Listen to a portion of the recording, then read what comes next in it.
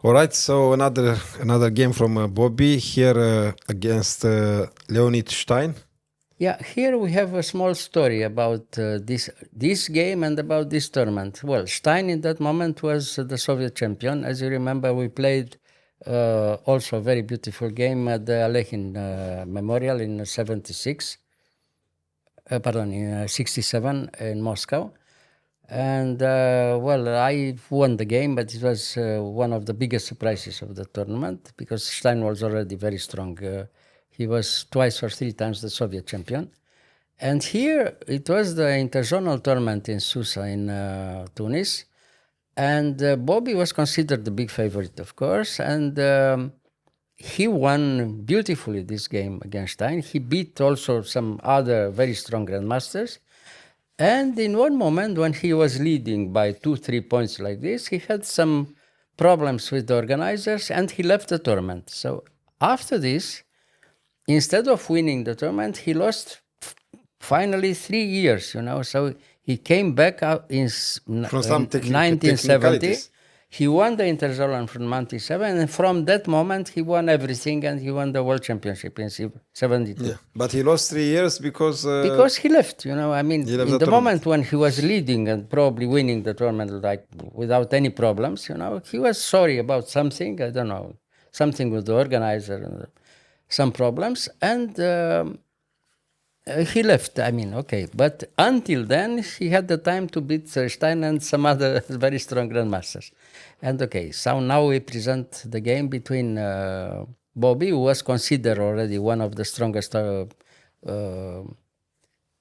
players of the world, and by many who was considered already probably the unofficial champion of the world, and the Soviet champion. I mean, therefore, the game is very important. Okay. Yeah. So the Soviet champion, exactly. Rookie won. Okay, rookie won.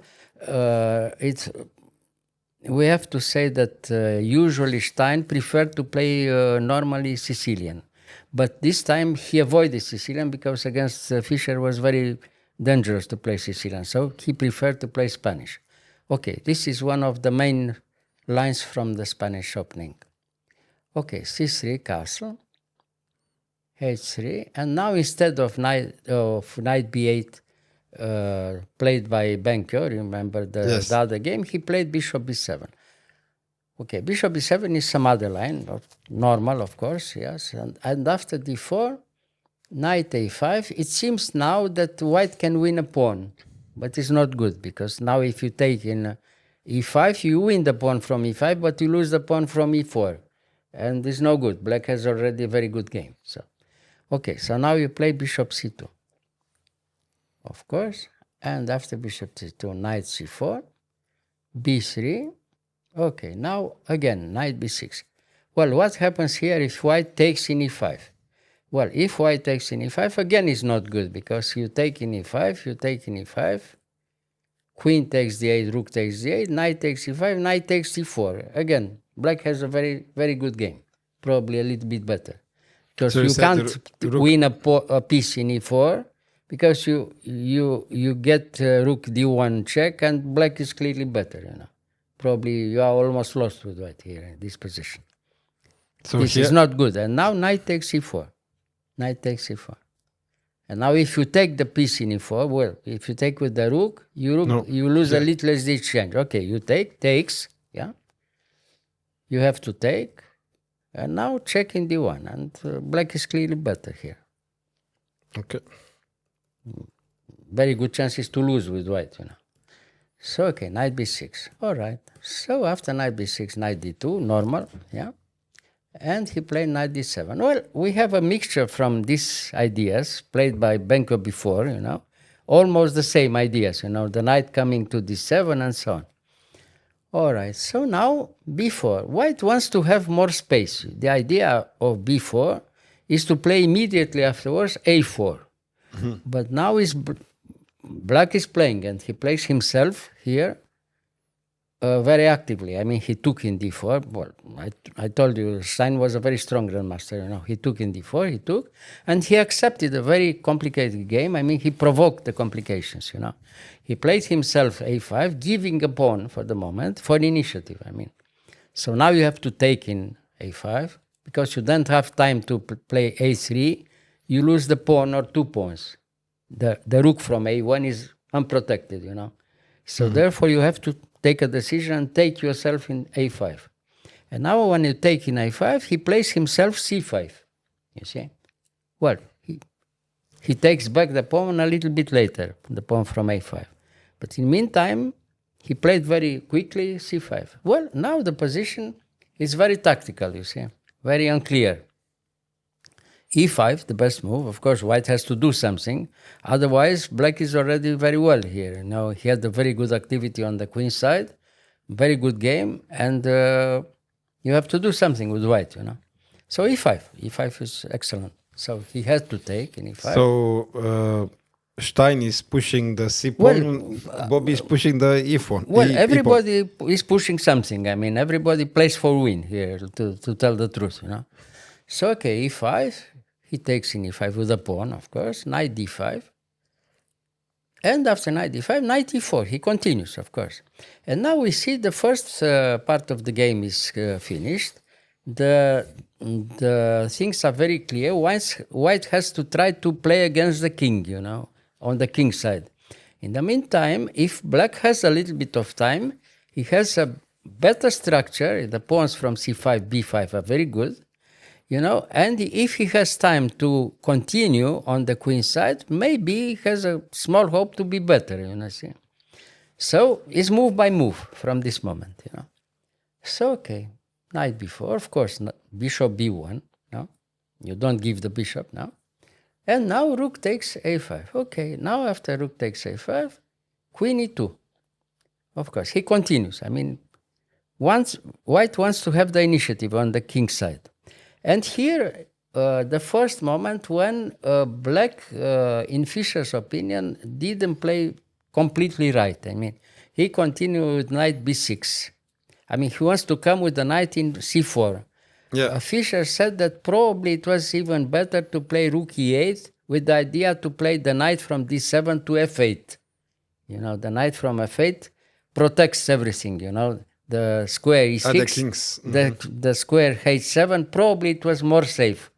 But I mean, okay, he played also, he wanted something with black, and he played knight b6. Okay, and after knight b6, he starts the initiative on the other side, So the position is very unclear starting from here, So he took, queen takes, threatens mate, So the only move, g6. Otherwise he's mate. But no, he can't take in g5 because he's mate in g5. Yes, you're right. So now g6, of course. And after g6, queen h4. Now we look, the position is completely crazy. It's completely unbalanced, He threatens mate in any moment, But of course, it's not mate. I mean, h5, no? And here again is very interesting because he played queen g3. It seemed that the position could be all right because after queen g3, he wants to play immediately knight e6. This is the idea for white, you see. But black waits for the moment. It seems that he gives the possibility and he plays knight c4, no? Yeah. Knight c4. Now, he waits this strong move. It seems very strong move, knight e6. But after knight e6, he has a very strong move also, bishop h4. And after bishop h4, the things are very unclear. Maybe black will be better, Here, you see knight e6, bishop h4. Yeah. The first important moment. Because if you take the queen, he has time to take also in g3. And if he has time to trade a few pieces, black initiative on the queen side is all right. I mean, black is, has no problems and maybe he's better. Not winning, but better. Okay. So white has also to be careful. I mean, he has to prepare a little bit. And after knight c4, what to do? He goes back. Again, a very important moment because here he could play immediately e6. Maybe it was even better to play e6. But okay, knight f3 is all right. Knight f3. And here, king g7. Again, it was interesting if he played instead of king g7, knight d3. After knight d3, Fischer commented himself the game and said that he could be better after bishop takes, queen takes, and bishop g5. Bishop g5. Because who is better? of the white is better because he has initiative on the King? On the king and on the black squares. And it's dangerous for black, you know. Okay, black didn't want to give this possibility and he played himself king g7. And after king g7, we have to do something very quickly with white again, you know. And he played queen f4, very good. Now he's forced to play, otherwise check in there and knight g5 and wins, you see. And here, quickly e6. You have to do something tactically again, very quickly, you see. All right, so what to do now? Two moves. To play f5, like he played in their game, or f6. If he played f6, was wrong probably because of knight h4. f6 because it was too passive instead of f5, knight h4 and wins for white, you see, because if he has time to take in g6, he's finished, you know. So, okay, now what to do with white? Now he gives a piece for attack, you know. I mean, if you take the piece, the attack is crushing probably, you know. Attack is terrible for white. So he didn't take? No. He didn't take and he played queen f8. And now here, probably white was a little bit in time trouble and he could play even better knight h4. If he has time to play knight h4 and is all right, he wins. Because after knight h4, if you take the piece in h4, you are probably lost by force, you know. Very nice. Bishop takes h4, queen takes h4, queen takes f5. And now it seems it's okay, but now after queen e7 check is terrible. Now you have to play the only move probably, king g8, no? Otherwise he's mate, no? Queen d8 check, yeah? King g7, again, queen c7 check, king back there, yeah? And e7 and finish. That was the first moment.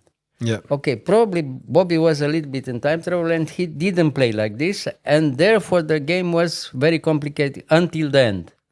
But it was the first very important moment, you know. Mm-hmm.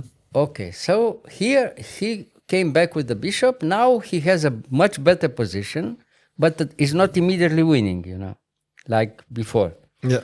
So therefore the game will be very interesting until the last moment, you see. So, okay, he took there. Now black has to try to resist and try to eliminate the pawn from e6, not the pawn from a2, because the pawn from a2 is not really important. The other pawn is important, you see.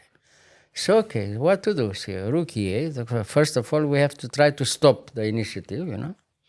So, white continues. He played rook knight f3 now. Rook d1, pardon, rook d1.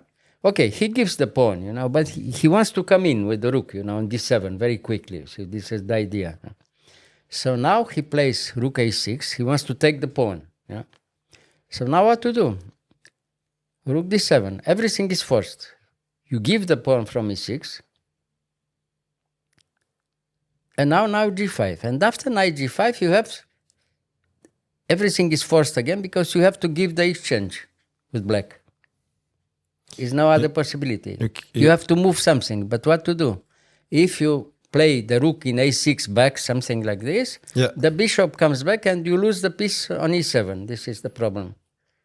The bishop comes to b1, for instance, you know, protecting also the diagonal. And now it's no move for black. You see, what to do? Completely winning the position. So therefore, he has to play the rook there, knight g5. Yeah, the rook there, knight takes, and knight g5. Now, the only move, rook f6. And now, after rook f6, the continuation is forced.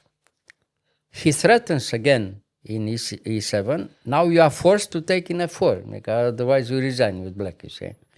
And now you lose the exchange, knight e6 check.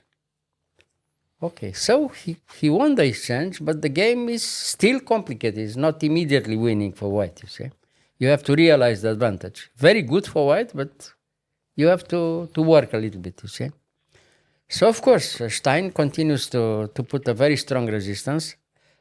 And after knight e5, rook b7, bishop d6, again, you can't take something immediately because you lose yourself with knight f3 check. Now the best move, king f1. King f1 protects everything. And again, black has to move something. It's very complicated until the last moment. Knight c2. Okay. So rook e4. What to do here? Here is not possible. Here he could take in f3. Again, a very important moment. Yeah. He could take in f3. And then the knight then will go. The rook takes in e8, and then okay. check in d2 with the knight. You see? Yes. So we can show it. You see? Okay. So knight takes f3. He takes the rook. Yes. Knight d2 check first. Yes. King e2. Yeah. Bishop takes f4, and now he can take.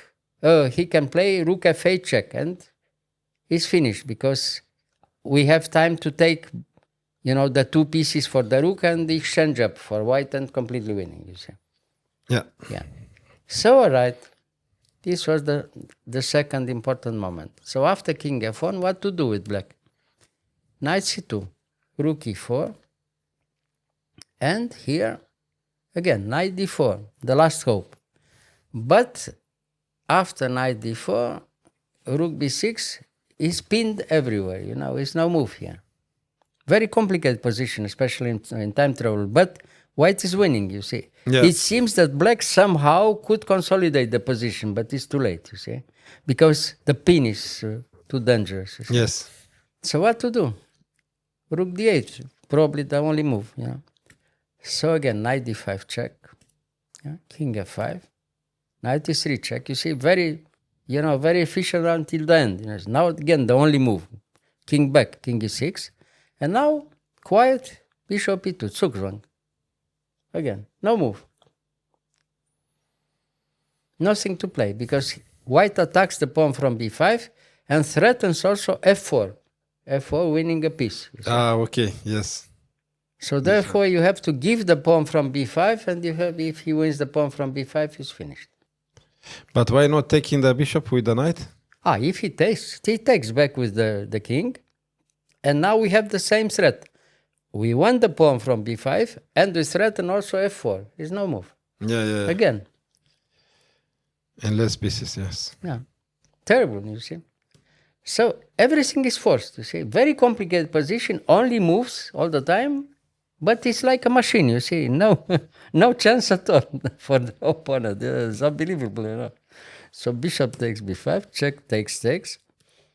King c6. Okay, a4. Okay, the result is clear now. Exchange up for nothing, you see. All right, bishop c7, king e2, you see.